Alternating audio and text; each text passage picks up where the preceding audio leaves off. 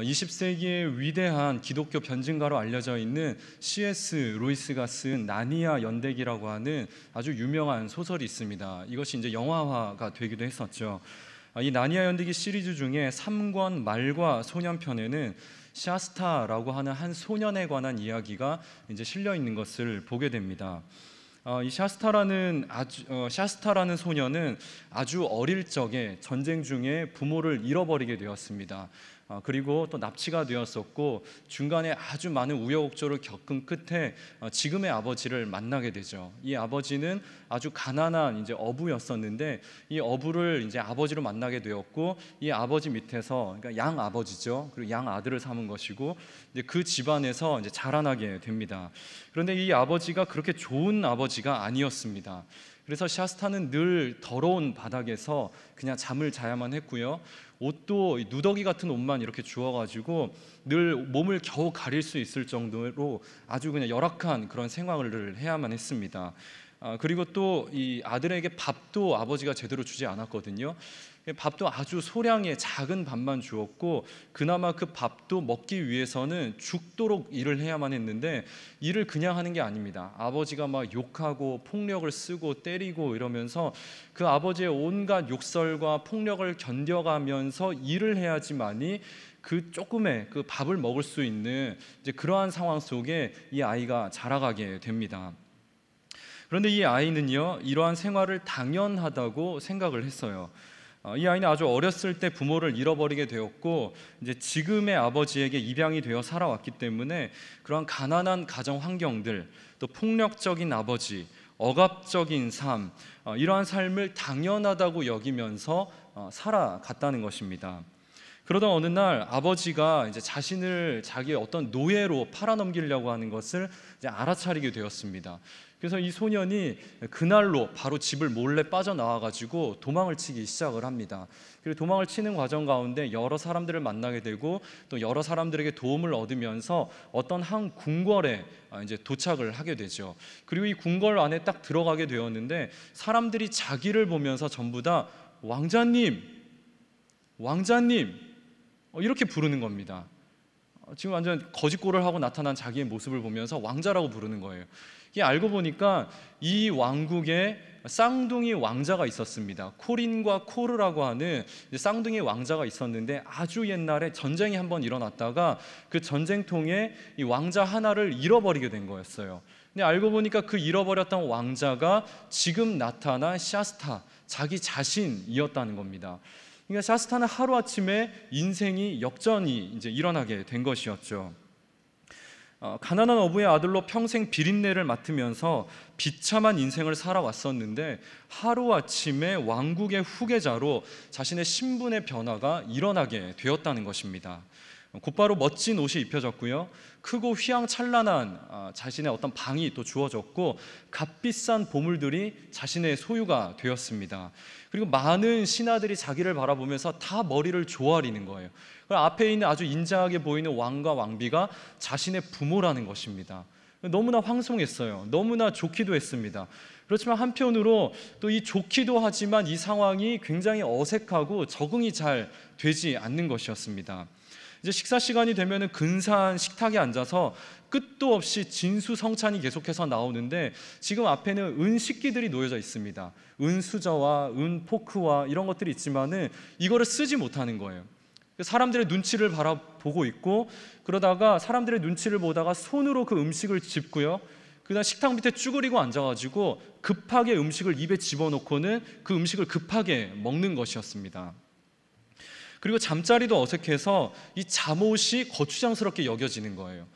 굉장히 푹신한 침대가 놓여져 있었지만은 이 푹신한 침대가 처음이라서 이게 어색한 겁니다. 오히려 잠자는 게 방해가 되는 거예요. 왕과 왕비가 와가지고 잘 자라고 인사를 하고 나가면은 이 아이는 슬그머니 그 바닥으로, 그 땅바닥에 내려와가지고 그 땅바닥에서 몸을 눕히고 또 몸을 웅크리고는 이불도 덮지 않은 채로 잠을 자고는 했습니다. 이 왕궁에서 자신에게 제공해주는 모든 것들이 너무나 황홀하고 좋았지만 샤스타는 이 모든 것들이 왠지 자기와는 어울리지 않는 것 같이 느껴졌고 자꾸 주눅이 드는 행동을 계속해서 나타냈다는 것이죠. 이런 아들의 모습을 지켜보는 아버지의 마음이 찢어지는 것입니다. 이 아들은 원래 왕의 아들인데 이 아이는 내 뒤를 이어서 왕국을 물려받을 왕의 후계자인데 이 아이가 왜 이렇게 됐을까? 이 아버지의 마음이 너무나 가슴이 아픈 겁니다. 여러분, 오늘 성경으로 돌아와서 보시면은요, 지금 바울이 갈라디아 교인들을 바라보는 이 마음이 마치 왕의 마음과 같았다는 것이었습니다. 이 갈라디아 교인들은 이미 복음을 받아들였고요, 하나님의 자녀가 되었는데 복음을 알기 이전과 마찬가지로 여전히 세상 학문의 종노릇을 하고 있었고 율법의 종노릇하면서 살아가고 있었고요. 그렇게 이전에 어떤 노예와 같은 모습들, 죄의 노예로 살아가는 그런 모습들이 갈라디아 교인들의 모습 가운데 나타나고 있는 것을 보면서 바울이 이 상황을 너무나 안타깝게 여겼다는 것입니다. 그래서 바울은 7절에서 이렇게 얘기를 하고 있어요. 너희는 종이 아니다. 너희는 아들이다. 이렇게 말을 하고 있는 것입니다. 바울이 지금 갈라디아 교회에 편지를 쓰는 이유가 여기에 있었다는 것입니다.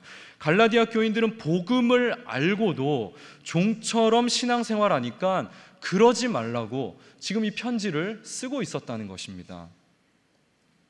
우리 성경 말씀 6절의 말씀을 우리 같이 한번 봉독을 해볼까요? 우리 다 같이 봉독해 보겠습니다. 시작. 너희가 아들이므로 하나님이 그 아들의 영을 우리 마음 가운데 보내사 아빠 아버지라 부르게 하셨느니라. 아멘. 자, 아빠 아버지라 부르게 하셨다라고 이제 바울이 쓰고 있는데요, 유대인의 전통에서는 하나님의 이름을 함부로 부르지 못하게 되어 있었습니다. 지금도 아주 경건한 유대인들은 하나님의 이름을 부르지 않습니다. 이 성경을 계속해서 읽어 나가다가 이 하나님이라고 하는 단어가 딱 나오면, 여호와라는 단어가 나오면은 이 단어는 그냥 묵음으로 처리하고 다시 그러고 또 성경을 읽어 나가고, 지금도 그래요. 이 하나님을, 이 거룩한 이름을 우리가 함부로 부를 수 없다라고 생각을 해서 이름을 부르지 않죠. 그런데 예수를 믿는 사람들은 달랐다는 겁니다. 하나님을 아빠 아버지라 이렇게 불렀다는 거예요. 이 예수님도 하나님을 아버지라고 부르죠.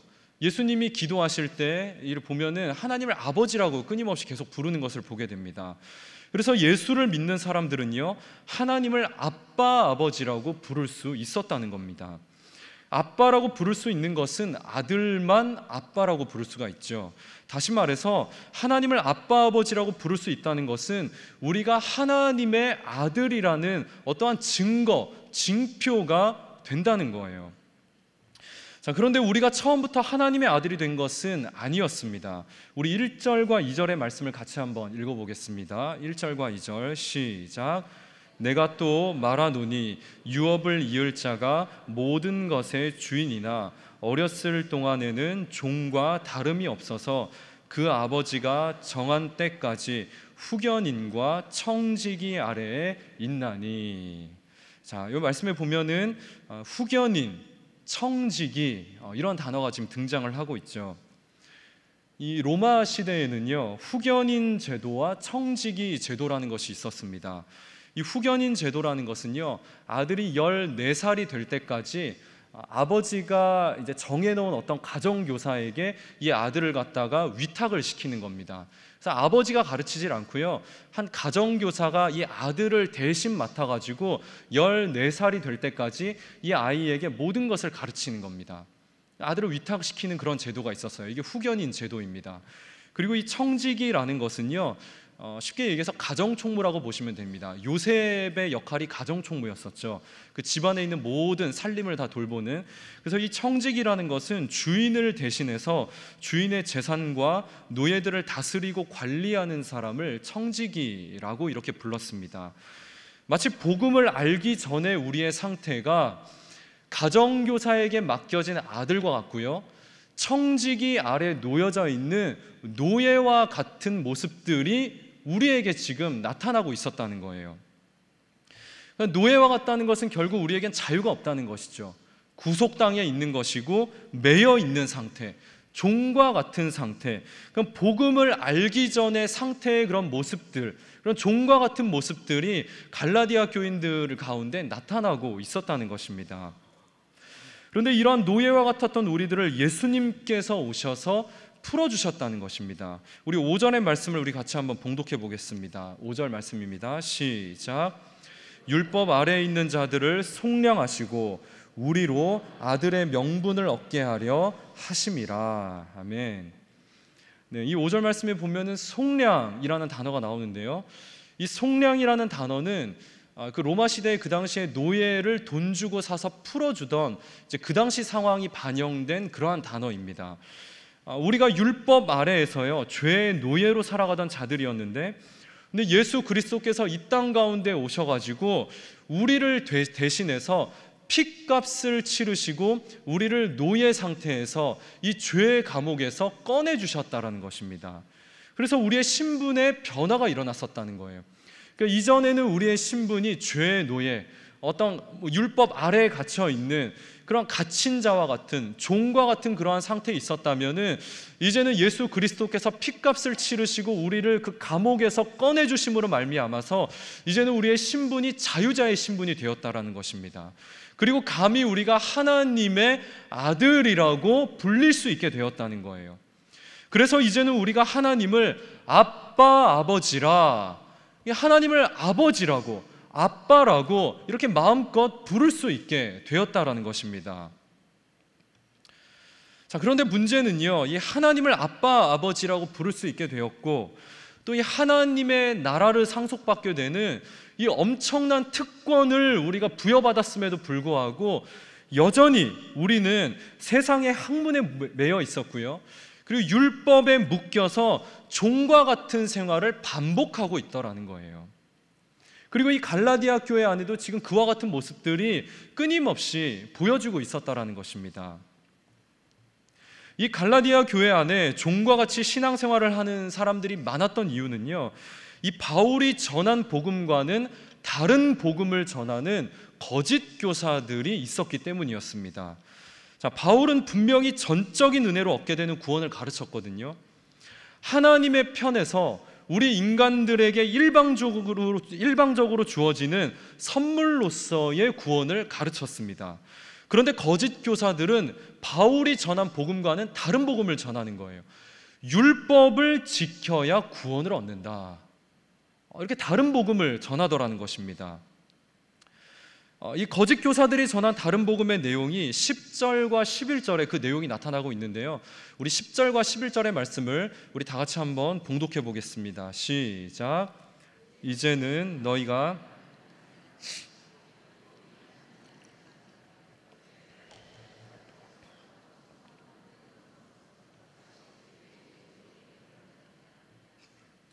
네,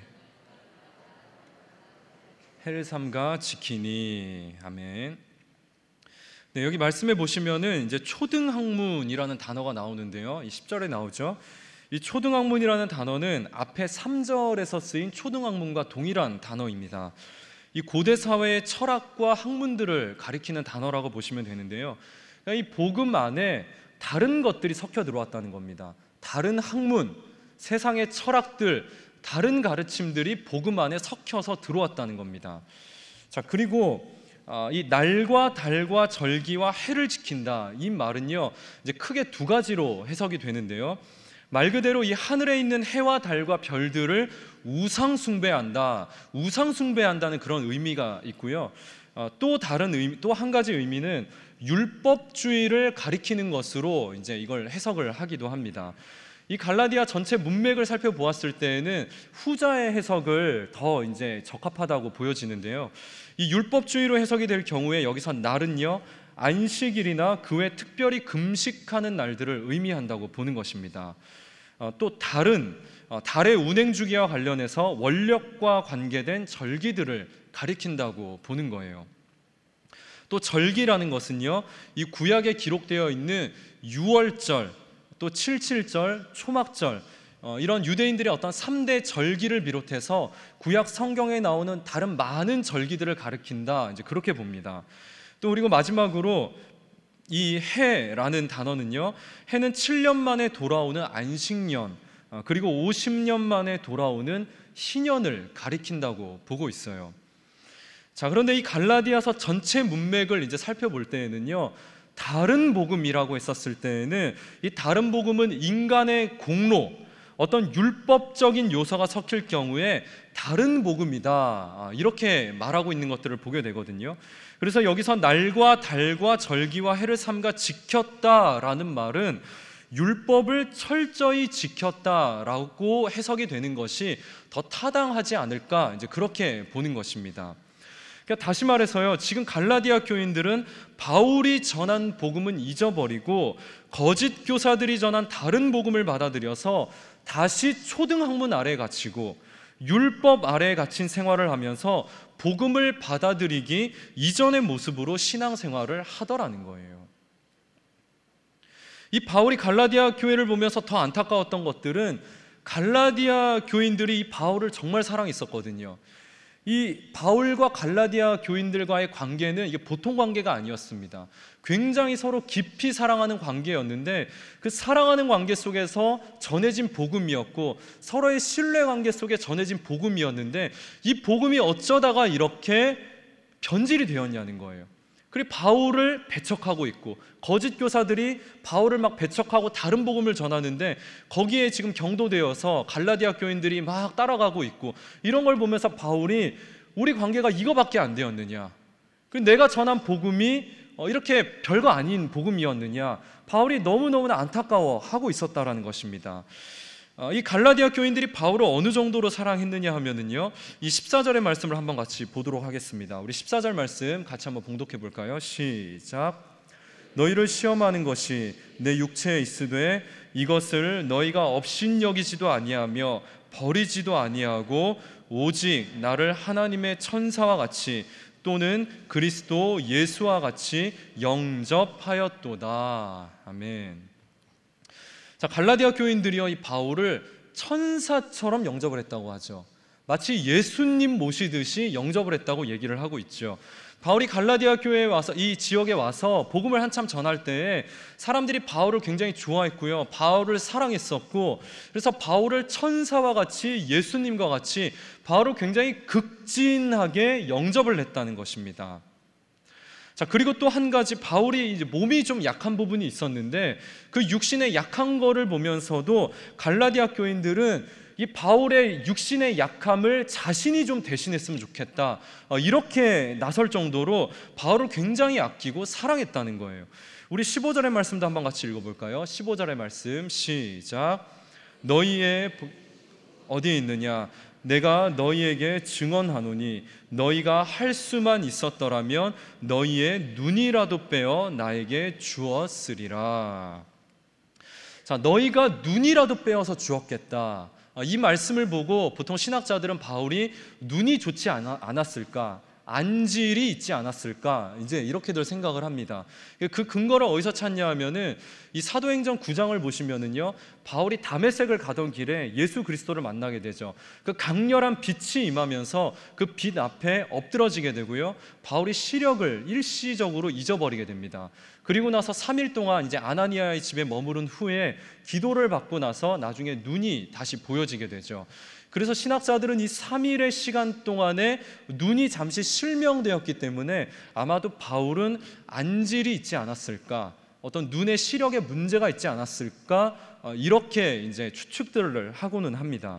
그리고 또 하나의 가설이 있습니다. 이제 14절을 한번 보시면은요, 14절에 이 서두에 이렇게 되어 있어요. 너희를 시험하는 것이 내 육체에 있으되, 이렇게 얘기를 하고 있습니다. 이 바울의 육체적인 그 연약함이 있었는데 바울의 육체적인 연약함을 성도들이 보면서 이것이 시험거리가 되었다는 거예요. 바울도 이것이 자신에게 굉장히 큰 시험거리가 되었던 것 같습니다. 그래서 고린도후서 12장에 보시면은요, 바울이 이렇게 얘기를 하고 있어요. 내 육체에 가시가 있다. 바울이 이 가시를 없애기 위해서 하나님 앞에 3번이나 나아가서 기도를 했다고 그러죠. 하나님, 내 몸에 있는 이 육체의 가시를 좀 없애주십시오. 3번이나 기도를 했는데 하나님의 응답은 뭐였죠? 우리가 잘 아는 말씀이죠. 내 은혜가 내게 족하다. 바울도 이게 굉장히 자신에게 마음이 어려웠던 어떤 시험거리가 되었다라는 거예요. 이러한 정황들을 아마 살펴봤을 때, 그래서 이제 또 학자들이 이제 생각을 하는 것은 바울에게 간질이 있지 않았을까. 이 간질이라고 하는 것은 갑작스럽게 어떠한 상황에 관계없이 사람이 이제 쓰러지는 거죠. 발작을 일으키고, 앞에서 말씀을 전하는 사람인데 앞에서 이렇게 말씀을 전하다가 갑자기 거품을 물고 쓰러지거나 발작을 일으키거나 하면은 이것이 사람들이 보았을 때 굉장히 불편하고 어쩌면 시험거리가 되었을 수도 있었기 때문에 아마도 바울에게는 간질이 있지 않았을까, 이렇게 얘기를 하고는 합니다. 자, 안질이던 간질이던 이게 어떤 질병이 되었던지 간에 이 갈라디아 교인들은요, 바울의 육체적인 그 연약함을 보면서 그것을 비방하지 않았다는 거예요. 오히려 그 연약함을 보면서 차라리 내 몸을 대신해서 내어주겠다라고 할 만큼 바울을 굉장히 신뢰하고 바울을 사랑했고, 바울과의 그 관계가 너무너무나 서로 간에 깊었었다는 거예요. 이 깊은 관계 속에서 바울이 복음을 전했고요, 갈라디아 교인들은 그 복음을 받아들였고, 그래서 바울이 전한 복음을 받아들이면서 이 갈라디아 교인들의 이 신앙이 나날이 성장을 거듭해 갔다는 것입니다.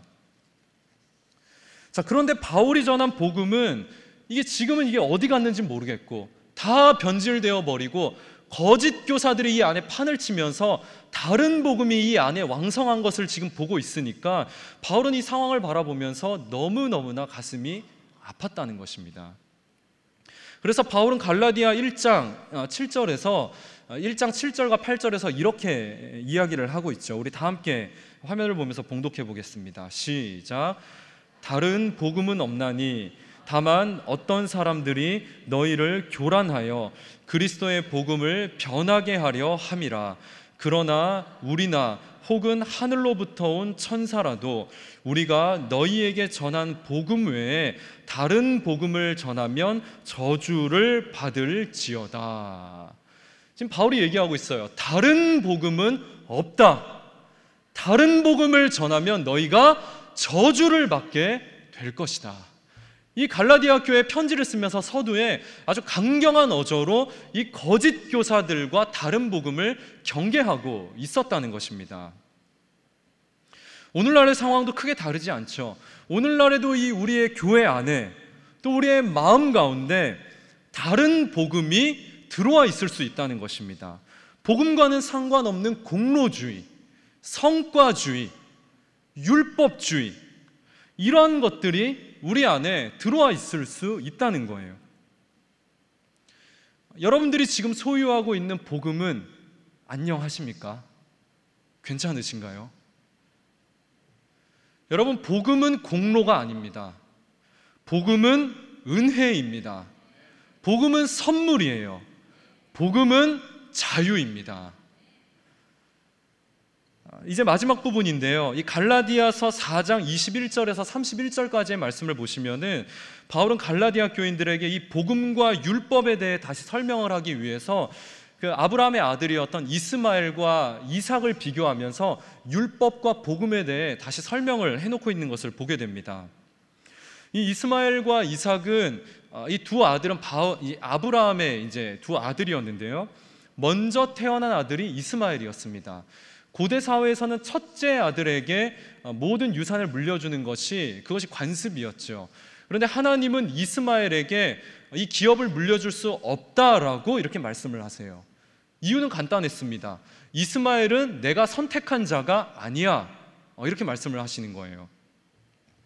이스마엘의 어머니는 하갈이었죠. 이 하갈은 아브라함의 정부인이었던 사라의 몸종이었습니다. 이스마엘은 몸종으로, 그 종의 자녀로 태어나게 되었다는 거예요. 종의 자녀였기 때문에 유산을 물려받을 수가 없었다는 것입니다. 이 하갈이 아이를 가지게 된 이유는요, 사실 사라가 나이가 많았기 때문이었죠. 임신할 수 있는 능력을 갖추지 못했습니다. 이미 생리가 끊어졌고 임신을 할 수 없었기 때문에 자신에게 몸종이 있었는데, 그러면 이 젊은 몸종을 통해서 아이를 갖게 하는 것이 하나님의 뜻인가 보다, 이렇게 생각을 하고는 이 몸종을 통해서 아이를 낳게 했는데 그 아이가 이스마엘이었죠. 그렇지만 하나님은 단호하게 말씀하시는 거예요. 이 아이는 약속의 자녀가 아니야. 내가 이 아이에게 기업을 물려준다고 말하지 않았잖아. 하나님이 말씀을 하시는 겁니다. 여러분, 사실 인간의 생각으로는 누가 보아도 하갈을 통해 아이를 갖게 하는 것이 합리적이라고 생각을 했을 겁니다. 그것이 하나님의 뜻이라고 여겨졌을 거예요. 아마 저라도 그렇게 생각을 했을 것 같습니다. 하지만 하나님은 아니라고 얘기를 하시는 거예요.